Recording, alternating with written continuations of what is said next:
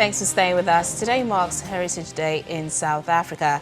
Although the official event is taking place in the Northern Cape with President Cyril Ramaphosa as the chief celebrant, many gathered on the streets of Soweto to celebrate the arts, fashion and traditional music. Many came wearing their traditional attire, as this day is all about celebrating who they are. The theme of this year's Heritage Day celebration is 25 years of democracy, celebrating South Africa's literacy classics in the year of indigenous languages.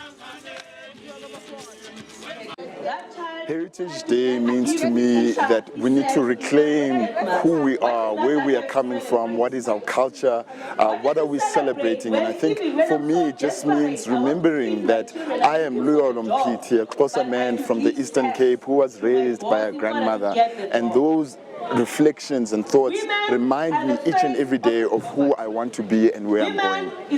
We're celebrating ourselves, we're celebrating our heritage, we're celebrating our, what can I say, we're celebrating ourselves, we're celebrating what we, where we come from. Heritage means it's a significant day.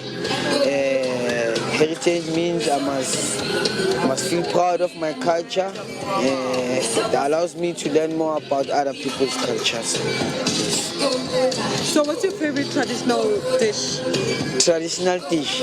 Okay, in Venda we usually eat the mopane ones, but I like the Zulu dish, which is the mushu. That's my favorite dish. Today's youth, we don't have that basic cultural foundation, and that's very important nowadays, because I get it, these days we all we want quick things. Traditional attire, where is it from? It's from Makoti. I did it for, actually it's my wedding dress. Yeah, Makoti in Joburg. Yeah, that's the only. Suit? No, it's a sutu. It's just in a modern way, but then yeah, this sutu. Sounds like a lot of fun. Now there's more people having fun. Britain's Prince Harry and Meghan have visited a beach in Cape Town to learn about a project helping vulnerable young people with their mental health. The couple met with surfing mentors early this morning at Monwabisi Beach to hear about the work of the NGO Waves for Change. Harry and Meghan also learned about the non-profit Launchbox Fund, which benefited from public donations after the birth of their son Archie. The baby is with his parents in South Africa for their first official tour. Harry and Meghan are on the second day of their 10-day tour of Southern Africa.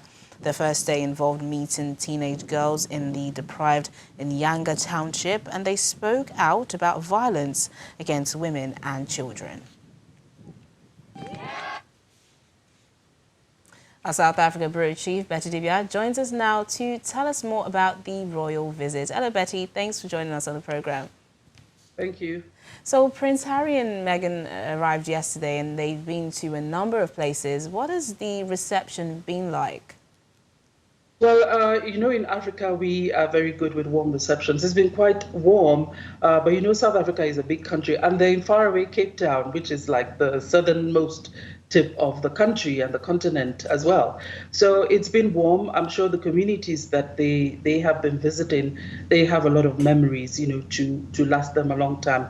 And the visitors as well have a lot of memories that people they've met, people who have touched them, people who they have seen share so many of the things that even people, if you go by the words of the Duchess of Sussex, that people experience. There's so many common things that people experience wherever they are, be it in Kailicha Township in Cape Town, or in the big cities, or in the UK, wherever you are. So they've managed to see some of the things, some of the charities they're involved with, and what people have been doing, especially in Nyanga yesterday, where they met, they visited the Justice Desk.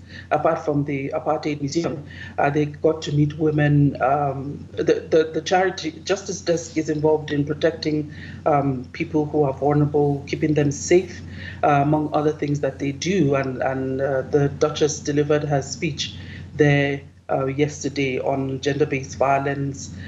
They also talked about mental illness and how to go about beating the stigma. So it's been a very warm welcome for them, although you still have people who are grumbling. Like I heard one of the spokespersons of Contralesa. Contralesa is the Congress of Traditional Leaders of South Africa, saying we have monarchs here to traditional leaders who are not celebrated as much as these ones are being celebrated, and that they're involved in community projects as well, which is something we should note as well, and probably encourage more of our traditional or people involved in the traditional institutions to get more involved in community projects. And they want more coverage as well as we're giving the people who are visiting. Yeah. But generally, it's been a warm welcome.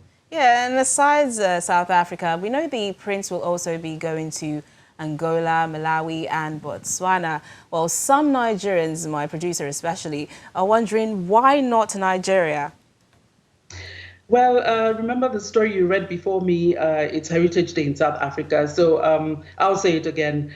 From that perspective, let us celebrate our own and encourage our traditional leaders or traditional rulers to get more involved with the communities and ensure that people are doing better. But we know that this is a Southern African trip. The prince, I'm not sure if his wife will be going along with him, but he'll be going to Angola to honor the legacy of his mother, the Princess of Wales, Princess Diana, who, if we remember the iconic picture of her walking through fields where you have landmines, to draw attention and to come in 1997 or so, to campaign to outlaw landmines. That's part of it. Malawi, he'll be visiting, he'll be paying tribute to a British soldier who was killed killed by an elephant, I think, during an anti-poaching operation. And we also, I don't know if this is, but I was expecting to see Lesotho, because he's involved in in a particular charity that he co-founded with Prince. A Prince of Lesotho, Sentabale, that's the name of the charity, where they help vulnerable children in Malawi, Botswana, and Lesotho as well. But I'm sure he'll talk about endangered animals and probably look at what's been done regarding that charity. All right then, Betty, thanks for speaking to us on the program. Thank you so much. Now we're still in South Africa. Let's meet Musa Motha, an inspiring amputee dancer who defied the odds and has not let his situation deter him from plans of dancing with the stars. He has found ability in his disability and says he will be heading to New York this September to gain international exposure. Take a look. Losing a leg hasn't kept this South African from dancing. Musa Motha's leg was amputated when he was 11 years old, but that didn't stifle his dream of becoming a professional dancer. It was the love of music. I was I was a DJ, and then it escalated to dancing, as I was dancing too much behind the desk, So I ended up starting to love dancing, and some of my friends taught me how to dance. We had a party, and then I took it serious, and I started dancing. He dreamt of being a professional soccer player one day, but later realized that he would not be able to pursue the sport to that level. Motha decided to stick to exploring dancing and joined the Vuyani Dance Theatre last year. He recently starred as the lead performer and dancer in Sion, Requiem of Ravel's Bolero at the Joburg Theatre in South Africa. He's now a full-time dancer, but his work is not without its difficulties. The challenge that I have is just, grabbing the choreography, and for two able bodies to catch something, it can take them like 5 seconds. For me, it's going to take me 10 seconds. That's only the difference there. Then, apart from that, I'm perfect. When he's not dancing, Motha is a motivational speaker and says he wants to inspire people living with disability to explore different disciplines. Wow, that's just amazing. Well, that's the program today. Thank you so much for watching. I'm Teniola Shibueli.